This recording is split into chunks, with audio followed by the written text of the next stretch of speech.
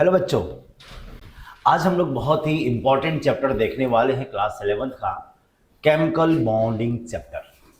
और इस chemical bonding में बहुत ही इंपॉर्टेंट एक टॉपिक स्टार्ट किया जाता है जिसको बोलते हैं वैलेंस बॉन्ड थ्योरी। अब ये वैलेंस बॉन्ड थ्योरी क्यों आया? अगर आप देखोगे कि हमारे जो मॉलिक्यूल्स होते हैं आपस में बॉन्ड बनाते हैं, मतलब फोर्स ऑफ अट्रैक्शन का फॉर्मेशन करते हैं। अब ये फोर्स ऑफ अट्रैक्शन, ये केमिकल बॉन्ड दो तरीके से पॉसिबल हो सकता है। या तो इलेक्ट्रॉन का ट्रांसफर करे जिसको हम लोग आयनिक बॉन्ड बोलते हैं, या तो इलेक्ट्रॉन की शेयरिंग करे जिसको हम लोग कोवलेंट बॉन्ड बोलते हैं। एक और स्पेशल टाइप के बॉन्ड होते हैं जिसको हम लोग कोऑर्डिनेट बॉन्ड बोलते हैं। और कोऑर्डिनेट बॉन्ड में जो शेयर पेयर ऑफ इलेक्ट्रॉन होता है गिवन बाय वन एटम। अब ये कोऑर्डिनेट बॉन्ड, कोवलेंट बॉन्ड, आयनिक बॉन्ड, इन सारे बॉन्ड को एक्सप्लेन करने के लिए बहुत सारी बॉन्ड थ्योरी बनाई गई। स्पेशली कोवलेंट बॉन्ड को एक्सप्लेन करने के लिए जो बॉन्ड थ्योरी बनाई गई, उस बॉन्ड थ्योरी में जो सबसे इंपॉर्टेंट है वो होता है वैलेंस बॉन्ड थ्योरी। उस वैलेंस बॉन्ड थ्योरी से हम लोग बहुत सारी चीजें समझ पाएंगे कि हमारे मॉलिक्यूल्स का फॉर्मेशन में किस तरीके से एटम या एटम के ऑर्बिटल ओवरलैप करके सिग्मा एंड पाई बॉन्ड का फॉर्मेशन करते हैं। अब उसी को स्टेप बाय स्टेप हम लोग समझने वाले हैं। अगर मैं बात करूं कि वैलेंस बॉन्ड थ्योरी को देने वाले कौन थे, तो यहाँ पर दो साइंटिस्ट का नाम आता है। सबसे पहले हिटलर एंड लंदन ने इसको एक्सप्लेन किया, बाद में इसको मॉडिफाइड करके एक्सटेंड किया गया, और इसको देने वाले कौन थे? पाउलिंग एंड स्लेटर थे। ये साइंटिस्टों ने मिलकर एक थ्योरी बनाई जिसको हम लोग क्या बोलते हैं? Valence bond theory. Valence bond theory को समझने के लिए अगर मान लिया कि हमारा जो हाइड्रोजन मॉलिक्यूल्स का फॉर्मेशन करना हो, तो यहाँ पर दो atom of hydrogen are combined to form the hydrogen molecule. उस दो हाइड्रोजन को मैंने ए और बी मान लिया। अब जाहिर सी बात है कि हाइड्रोजन एटम है तो उसमें इलेक्ट्रॉन भी होगा और न्यूक्लियस भी होगा। तो मान लिया ये हमारे ए का हाइड्रोजन का न्यूक्लियस है और ये ए का हाइड्रोजन का ये इलेक्ट्रॉन है, तो इनके बीच में क्या लग सकता है? इनके बीच में फोर्स ऑफ अट्रैक्शन लगेगा। वैसे ही हाइड्रोजन बी का ये हमारा न्यूक्लियस है और ये हमारा उसका इलेक्ट्रॉन है, तो जाहिर सी बात है न्यूक्लियस इलेक्ट्रॉन के बीच में क्या लगेगा?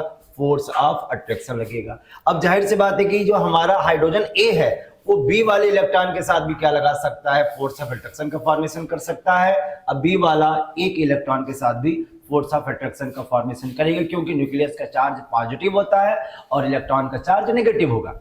अब ये लेकिन यहाँ पर न्यूक्लियस न्यूक्लियस के बीच में क्या होगा? रिपल्सन होगा, और इस इलेक्ट्रॉन इलेक्ट्रॉन के बीच में भी क्या होगा? रिपल्सन होगा, क्योंकि दोनों का चार्ज की वैल्यू क्या है? सेम है। इट मींस ये हमारा फोर्स ऑफ अट्रैक्शन है और ये लाइन हमारी क्या है? फोर्स ऑफ रिपल्सन है। अगर हमारा हाइड्रोजन मॉलिक्यूल को स्टेबल करना है तो जाहिर सी बात है कि फोर्स ऑफ अट्रैक्शन की वैल्यू फोर्स ऑफ रिपल्सन से क्या होनी चाहिए? ज्यादा होना चाहिए, तभी हमारा हाइड्रोजन मॉलिक्यूल्स क्या होंगे? स्टेबल होंगे। अगर हम ग्राफिकल रिप्रेजेंटेशन से देखें, जैसे जैसे हमारे हाइड्रोजन के मॉलिक्यूल्स दूर थे उनकी पोटेंशियल एनर्जी की वैल्यू ज्यादा थी। एक समय ऐसा आया कि एक आइडियल पोजीशन आया, उस आइडियल पोजीशन पे जैसे हाइड्रोजन के मॉलिक्यूल्स ओवरलैप किए तो ये मॉलिक्यूल क्या हो गया? स्टेबल हो गया, और उस कंडीशन में उस पोटेंशियल एनर्जी की वैल्यू क्या हो गई? जीरो हो गई, और हाइड्रोजन मॉलिक्यूल्स क्या हो गए? स्टेबल हो गए। उस कंडीशन में उसकी जो बॉन्ड एनर्जी होगी उसकी वैल्यू होती है 435.8 किलो जूल पर मोल, और इसकी जो बॉन्ड लेंथ होगी उसकी वैल्यू होती है 74 पिकोमीटर होती है। इट मींस ये हुआ कि जब हमारा कोई भी एटम मॉलिक्यूल का फॉर्मेशन करता है तो हमें इसके distance, bond length, bond energy को भी देखा जाता है, तभी स्टेबल मॉलिक्यूल का फॉर्मेशन करेगा। इस तरीके से बैलेंस बॉन्ड थ्योरी हमारी स्टेबल मॉलिक्यूल्स को एक्सप्लेन करता है। अगर मैं बात करूं कि ठीक है ये बैलेंस बॉन्ड थ्योरी तो है, तो इसके क्या क्या पोस्टुलेट हो सकते हैं, इसको कैसे डिफाइन करेंगे? तो डिफाइन करने के लिए मैंने बहुत सारे टर्म वहां पे बनाया हुआ है। क्योंकि हम बैलेंस बॉन्ड थ्योरी को सबसे ज्यादा यूज कोवलेंट बॉन्ड मॉलिक्यूल्स को ही एक्सप्लेन किया जाता है। तो अगर कोई कोवलेंट बॉन्ड का फॉर्मेशन हो, इसके लिए हम लोग क्या करते हैं बच्चों कि हमें हाफ फिल्ड एटॉमिक ऑर्बिटल क्या क्या करना पड़ता है? ओवरलैपिंग करना पड़ता है। क्योंकि अगर हमारा कोई भी बॉन्ड बनता है, उस बॉन्ड की फॉर्मेशन में उस एटम के वैलेंस इलेक्ट्रॉन का यूटिलाइजेशन होता है, तो इस वैलेंस इलेक्ट्रॉन भी क्या होंगे? एटॉमिक ऑर्बिटल में प्रेजेंट होंगी, क्योंकि आप सभी को पता है कि ऑर्बिटल हमारा क्या है, एक 3D स्पेस है जहां पर इलेक्ट्रॉन के मिलने की पॉसिबिलिटी मैक्सिमम होती है। तो अगर हमें half filled atomic orbital of valence shell को अगर ओवरलैप कराए तभी हमारा कोवेलेंट बॉन्ड का फॉर्मेशन होगा। ये पॉइंट आपको समझ में आ गया। अच्छा, अगर कोवेलेंट बॉन्ड बन गया तो उस कंडीशन में उसका मैक्सिमम ओवरलैपिंग की वैल्यू होनी चाहिए। जितना ज्यादा ओवरलैपिंग होगा, जितना ज्यादा एटॉमिक ऑर्बिटल इंटरमिक्स करेगा, उतना ही ज्यादा कोवेलेंट बॉन्ड का फॉर्मेशन होगा। It means overlapping of atomic orbital take place in direction so that maximum overlapping is possible. क्योंकि जितना ज्यादा ओवरलैपिंग होगा तो बॉन्ड स्ट्रेंथ भी क्या होगी, उतनी स्ट्रांग होगी। ये ऐसा क्यों किया जाता है? क्योंकि हमारा कोवेलेंट बॉन्ड क्या है, डायरेक्शनल इन नेचर का होता है। कोवेलेंट बॉन्ड ही तो स्ट्रक्चर बनाते हैं, ज्योमेट्री का फॉर्मेशन करते हैं, शेप का फॉर्मेशन करते हैं। तो इस तरीके से हमारा जो ओवरलैपिंग होना चाहिए वो हमेशा किसके फॉर्म में होना चाहिए, मैक्सिमम फॉर्म में होना चाहिए। अगर मैं थर्ड पोस्टुलेट की बात करूं तो हमारे किसी भी कोवेलेंट बॉन्ड का जो बॉन्ड स्ट्रेंथ है वो किस पे डिपेंड करता है कि इसकी वैल्यू कितनी है, उसकी ओवरलैपिंग की एक्सटेंट की वैल्यू कितनी है। जितना ज्यादा ओवरलैपिंग होगा उतना ही ज्यादा बॉन्ड स्ट्रेंथ की वैल्यू होगी। और ये जो बॉन्ड स्ट्रेंथ की जो वैल्यू ओवरलैपिंग पर डिपेंड करती है वो भी दो फैक्टर पर डिपेंड करता है। वे कौन कौन से दो फैक्टर है? जिस फैक्टर पर हमारा एटॉमिक ऑर्बिटल का ओवरलैपिंग डिपेंड करता है, तो इसको आप दो तरीके से डिफाइन कर सकते हैं। पहला कि हमारा ऑर्बिटल का नेचर क्या है और दूसरा हमारा ओवरलैपिंग का नेचर क्या है। अगर मैं एटॉमिक, ये ध्यान देना बच्चों, अगर वैलेंस बॉन्ड थ्योरी को समझना है तो आपको डिफरेंट टाइप के एटॉमिक ऑर्बिटल के बारे में आपको पता होना चाहिए। कि अगर मैं बताऊं कि हमारा s subshell contain one orbital, क्योंकि जो s होता है स्फेरिकल फॉर्म में होता है। s किसके फॉर्म में होता है, स्फेरिकल फॉर्म में होता है। इसमें कोई डायरेक्शन नहीं होता। इसका x एक्सिस, ये हमारा y हो गया, ये हमारा z हो गया, ये हमारा कोई डायरेक्शन शो नहीं करता।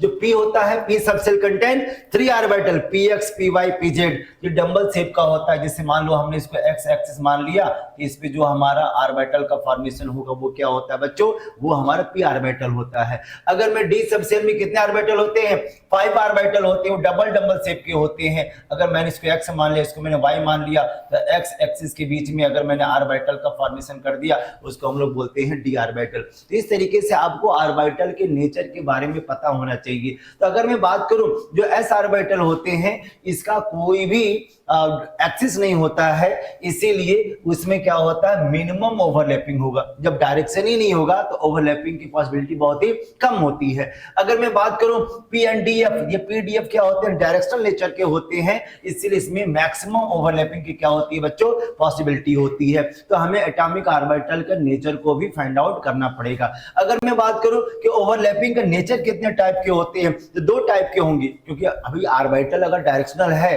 तो दो तरीके से ओवरलैपिंग कर सकता है, दो तरीके से इंटरमिक्सिंग कर सकता है। एक को बोला गया कोएक्सियल और दूसरे को क्या बोला गया, कोलैटरल। कोएक्सियल क्या होता है, अगर हेड वाइज ओवरलैपिंग होगा या एंड वाइज ओवरलैपिंग होगा उसको बोला जाता है कोएक्सियल। और कोलैटरल क्या होता है, जो साइड वाइज ओवरलैपिंग होता है। उसी को मैं डिफाइन करने के लिए यहाँ पे मैंने कुछ डायग्राम बनाया हुआ है, इससे फाइंड आउट कर सकते हो कि हमारा एटॉमिक ऑर्बिटल ओवरलैप करके किस तरीके से बॉन्ड का फॉर्मेशन कर सकता है। अगर मैं बात करूं कि अगर मुझे क्या बनाना है, सिग्मा बॉन्ड का फॉर्मेशन करना है, तो सिग्मा बॉन्ड करने के लिए हमें कौन सा ओवरलैपिंग करना पड़ेगा, कोएक्सियल ओवरलैपिंग करना पड़ेगा। और कोएक्सियल ओवरलैपिंग भी बहुत सारे टाइप के हो सकते हैं, लेकिन अगर मैं एनसीईआरटी के बेसिस की बात करूं तो हमारे 3 टाइप यहाँ पे होते हैं, एसएस ओवरलैपिंग, पीपी ओवरलैपिंग और एसपी ओवरलैपिंग होगा। अगर मैं एसएस ओवरलैपिंग की बात करूं तो दो एस के ऑर्बिटल आपस में इंटरमिक्स करके क्या बना सकते हैं, सिग्मा बॉन्ड का फॉर्मेशन करते हैं। और सिग्मा बॉन्ड का सबसे बेस्ट एग्जांपल क्या, हमारा हाइड्रोजन मॉलिक्यूल्स है। अगर मैं बात करूं कि जैसे पीपी का ओवरलैपिंग करना है, तो जैसे मैंने फ्लोरीन मॉलिक्यूल ले लिया, तो फ्लोरीन का वैलेंस इलेक्ट्रॉन किसमें रहता है, पी सब सेल में होता है। तो चूंकि दो फ्लोरीन है तो दोनों फ्लोरीन का जो एटॉमिक ऑर्बिटल होगा वो ओवरलैप करके क्या बनाता है, सिग्मा बॉन्ड बनाता है। क्योंकि फ्लोरीन के बीच में क्या होता है बच्चों, सिंगल बॉन्ड होता है, तो दोनों पी ऑर्बिटल मिक्स करके क्या बनाएंगे, सिग्मा बॉन्ड बनाएंगे। देखो दोनों को जो डायरेक्शन है ना वो हेड वाइज ओवरलैपिंग हो रहा है, इसलिए वो भी कोएक्सियल ओवरलैपिंग के एग्जांपल हो सकते हैं। अगर मैं थर्ड पॉसिबिलिटी की बात करूं, ये हमारा क्या है, sp ओवरलैपिंग। और sp ओवरलैपिंग में देखो यहाँ पर एक मॉलिक्यूल है हाइड्रोजन फ्लोराइड, हाइड्रोजन का वैलेंस इलेक्ट्रॉन s ऑर्बिटल में है और फ्लोरीन का वैलेंस इलेक्ट्रॉन p ऑर्बिटल में है, तो ये sp क्या करेंगे आपस में ओवरलैपिंग करके यहाँ पे भी क्या बना सकते हैं बच्चों, सिग्मा बॉन्ड का फॉर्मेशन करेगा। ये हमारा s ऑर्बिटल है और ये हमारा क्या हो जाएगा, p ऑर्बिटल हो जाएगा। तो जब भी हेड वाइज ओवरलैपिंग होगा तो बच्चों क्या फॉर्मेशन करेगा, सिग्मा बॉन्ड का फॉर्मेशन करेगा। इसीलिए कहा जा रहा है कि सिग्मा बॉन्ड बहुत ही स्ट्रांग होते हैं क्योंकि इनकी ओवरलैपिंग की वैल्यू क्या होती है, बहुत ही मैक्सिमम होती है। अगर मैं पाई बॉन्ड की बात करूं तो पाई बॉन्ड का फॉर्मेशन कब होगा, जब ओवरलैपिंग क्या हो, take place the perpendicular the internuclear axis. Internuclear axis के अगर परपेंडिकुलर अगर ओवरलैपिंग होगा तो हमेशा पाई बॉन्ड का फॉर्मेशन करेगा। और चूंकि सिग्मा बॉन्ड में क्या हो रहा था, अलोंग द एक्सिस हो रहा था, इसकी वजह से मान लो ये हमारा जो ऑर्बिटल है, ये हमारा ऑर्बिटल अगर मैंने x ले लिया, ये भी हमारी क्या होगा, px की वैल्यू होगी, ये भी हमारा क्या होगा, px की वैल्यू होगी। तो मतलब अगर अलोंग द एक्सिस ओवरलैपिंग होगा तो सिग्मा बॉन्ड बनाएगा, अगर परपेंडिकुलर अगर हमारा ओवरलैपिंग होगा तो हमेशा क्या बनाएगा, पाई बॉन्ड का फॉर्मेशन करेगा। जैसे यहाँ पे मैंने py ऑर्बिटल लिया और इसको मैंने क्या करा दिया, साइड वाइज ओवरलैपिंग करा दिया along the internuclear axis x, तो इसको बोला जाता है p पाई बॉन्ड का फॉर्मेशन बोलते हैं। अगर मान लो ये py ऑर्बिटल है, ये dxy ऑर्बिटल है, इनका जो इंटरन्यूक्लियर एक्सिस है वो क्या हो गया, x हो गया, जबकि इनका डायरेक्शन क्या है, वो y के फॉर्म में है, तो ये हम ओवरलैपिंग करके क्या बनाएंगे बच्चों, ये पाई बॉन्ड का फॉर्मेशन करेगा। उस पाई बॉन्ड को क्या बोलते हैं, डी पाई, यहां पे मैं लिख देता हूं डी पाई पी पाई का बॉन्ड का फॉर्मेशन करते हैं। ऐसे डेल्टा भी बॉन्ड होते हैं, गामा भी बॉन्ड होते हैं, लेकिन ये एनसीईआरटी के बिलोंग है। तो अगर मैं बात करूं कि हमने वैलेंस बॉन्ड थ्योरी का क्या हमने सीखा, कि ये सीखा कि अगर कोई भी मॉलिक्यूल में कोवेलेंट बॉन्ड का फॉर्मेशन होता है तो इनके एटॉमिक ऑर्बिटल का इन्वॉल्वमेंट होता है, ओवरलैपिंग करता है और इंटरमिक्सिंग करके ही डिफरेंट टाइप के केमिकल बॉन्ड का फॉर्मेशन कर सकता है। आई थिंक आप सभी को समझ में आ रहा हो। Thank you.